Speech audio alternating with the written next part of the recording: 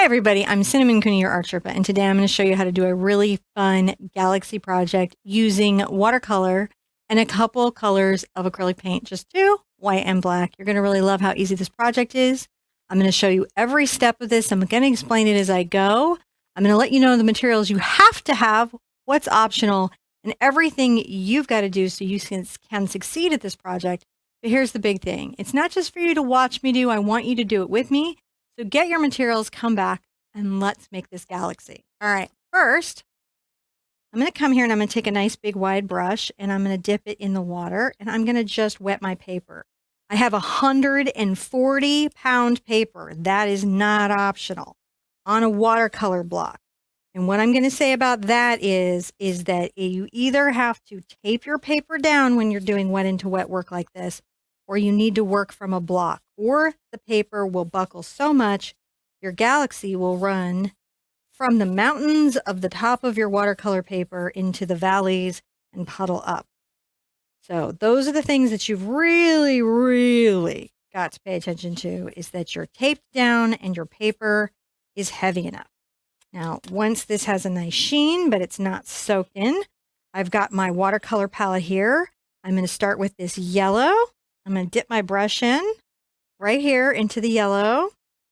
I'm going to come way down here and I'm going to let that just bleed out. Can you guys see that? Bleeding and capillarying into my paper.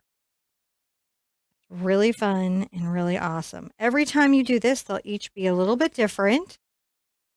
And that's okay. It's supposed to be that way. I'm going to bring a little yellow up just on the tip of my brush. This is a number 8 black velvet round. That first brush was just a sweet deal, actually a synthetic brush that's multimedia. You can sometimes find those at places like Ross, and it's very inexpensive. If I need to continue to get my paper wet, I might take my 3/4 oval. The only reason I'm having to do this is because my studio is very hot and dry right now. And so that is going to dry my paper out a little faster than I would like. I don't want it soaking, but it's got to have some moisture for it to do what it needs to do. I'm going to take this 3/4 oval and I'm going to come grab some really dark purple. This is like a Diox purple.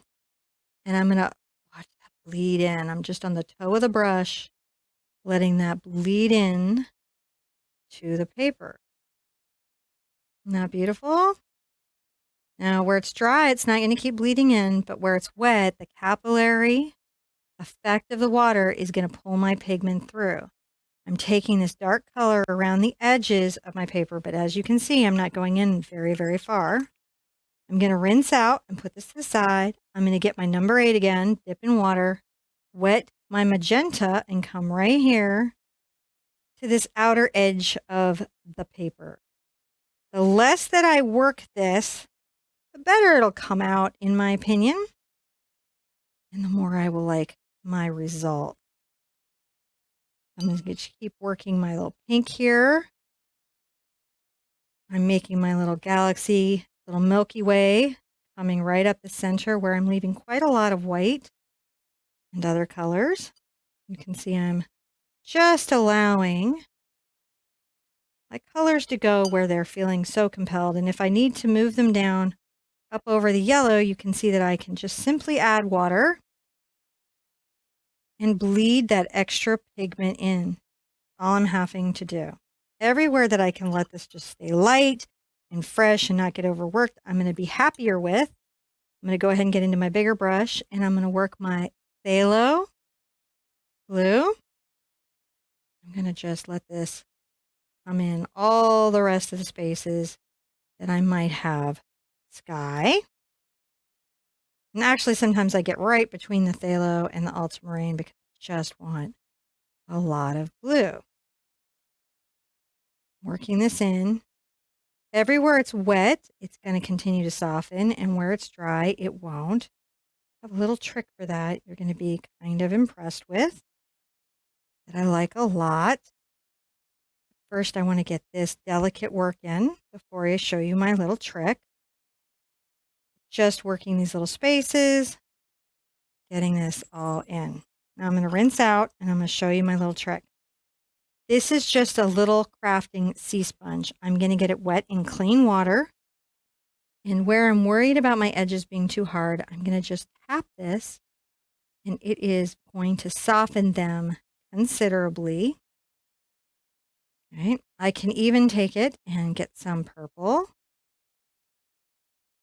Go ahead and space up or darken up some of that space as I would want to.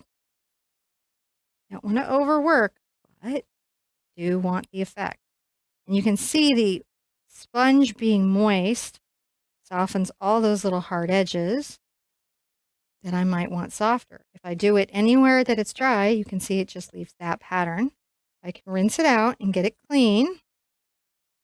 If there's an area that I want to soften, which I do right here, and you can see just the act of tapping it up and down creates sort of a blending. If you're a fan of like Copic markers, you can think of this as like a blending tool. Now I'm going to get a little more of my blue on here, darken up that pigment, and just tap that out. I want to leave a lot of that interesting stuff right there, so I may not go over it. Anytime you have something that you feel is special, it's a good idea to keep it if you like it. I'm going to soften the edge here between the red and the yellow. And I might even grab a little more magenta. Just work that down. Got a lovely sky. I'll rinse out my sponge as much as I can. I'm going to come right here, rinse out my big brush. I'm going to get this is Payne's Gray. And I'm going to come to the bottom of this and just make sure that I've got a little bit of Payne's Gray so the paper isn't white. Actually, I'm going to be finishing a lot of this with my acrylic.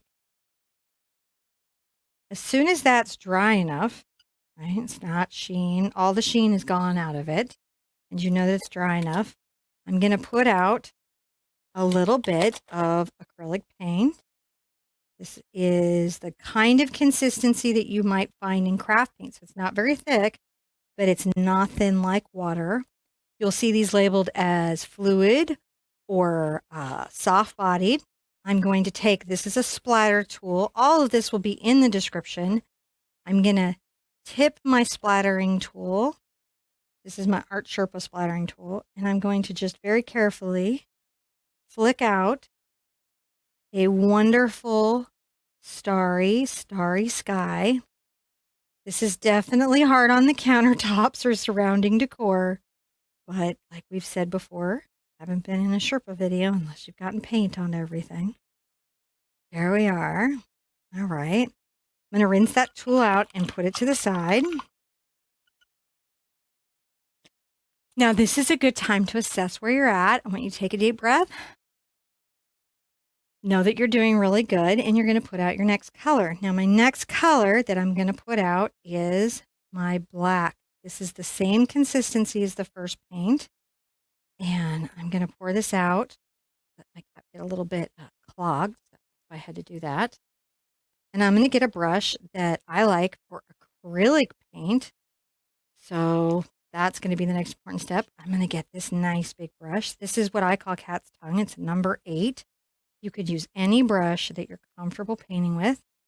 I'm going to come along the bottom, just dipped in water to improve the flow, and paint this whole area with my black paint. Now, what's nice about this black paint is it's very dark, so it's going to pop a really wonderful silhouette, right onto the paper. And the next fun thing I'm going to do is I'm going to come along where my black and yellow are about to meet, and I'm going to make a line on the edge of the brush. That's how I'm getting a thinner line. I'm following along. Again, you could use a round, you could use bright, anything that you feel comfortable painting with for this area right here. Just fill that all in with an even coating of black. I'm sure you've seen lots of these on Instagram, and now is the time that you're going to make your own. And I cannot wait to see you tag me on Instagram, everywhere on social media with your version of everything. Now I'm going to get a really common and popular brush. This is an angle brush. This is a 3/8 angle brush. You could use a 1/2 inch angle. It's not really important the size of your angle. It's just a brush that gives you a lot of control. You're going to come along and you're going to make a little line. The brush stroke begins with the short bristles and ends with the long ones, and that's how I got nice little lines. And I'm going to go ahead and do what I've got to do to make some trees. This is a stand of trees. Notice that some of these are long and some of these are short. Okay. Some are long and some are short. That's pretty good. I'm going to rinse that and put that to the side a second. It's very important to keep your brushes rinsed because with acrylic paint, if it dries on the brush, it'll ruin it. The next thing I'm going to do is I'm going to take a number 4 fan. This is an Art Sherpa fan. I'm going to come along and I'm going to brush up a little bit of grass. I think that's super fun. Okay. A little bit of grass all along this little hillside. It's going to be so amazing to you when it becomes trees. I'm just flicking this up. You can kind of curve to the right or the left to make your grass seem a little more natural. And you might think that I would be inclined to use the fan to make these trees, but they're a little bit small for this size brush. So I'm going to do an interesting thing. I'm going to go back to my angle and I'm going to make little taps at the top of my trees. And then I'm just going to go back and forth on the edge of the brush to talk about the little pines. Can you see these little pines that are happening? Like I'm just tap, tap, tap, tap, tap, tap, tap, tap, back and forth, like a little old-fashioned typewriter, right? Right into the grass. And just do that at every little tree as fast as I'm going to go. You go your speed, I'll go mine. There isn't a right or wrong in art. The point is that you paint and you have fun. Just going back and forth. See how they're uneven lines? Trees get a little thicker maybe at the bottom than they are at the top, right? I'm just making a distant little thing. And then where you have the trees, you can come back with the edge of your brush to improve that grass line. Look at how we do, so it all blends in. Now, tipping, loading up, load, flipping the brush to get a nice load. And again, just on the edge. I like making pine trees with fan brushes, but it's important to pick the right size tool for the job. And I find that this is the size tool for the job. I just tip the edge of this. That little tipping is like the way pine trees can be at the top, so light. Almost done. It's going so fast. It's amazing how paintings can come together very quick. And if you're starting to try to take up painting, sometimes you feel like you need to have a lot of time, and maybe you're a very busy person. Maybe you have a lot going on in your life. You can't really give a lot of time. Little projects like this can be incredibly rewarding, good for your health, well-being, a lot of fun, get you really creative again. With just the little trees, a little bush right there to break up that line. Wasn't that fun? Come right here up along this edge. That's awesome, awesome, awesome. We'll tip the tree, tip the tree, tip the tree. Back and forth, back and forth, back and forth. I love the back and forth. I'm just on the edge of this brush. I think I've shown about 700 ways to make pine trees at this point in my life. So please don't feel like there's a perfect way or a magic way, magic tool. There's just you. That's what there is. Here we go. Oh my gosh, we're coming to the home stretch. Are you feeling it? You know, I love this sort of way of teaching remotely through video. You can be anywhere in the world. You can be painting with me. From where? Tell me where you're at when you're painting with me. I'd love to know. Love to know. Let me know what you think of Instagram's new video format and how we're using it. Being creative in what we're doing.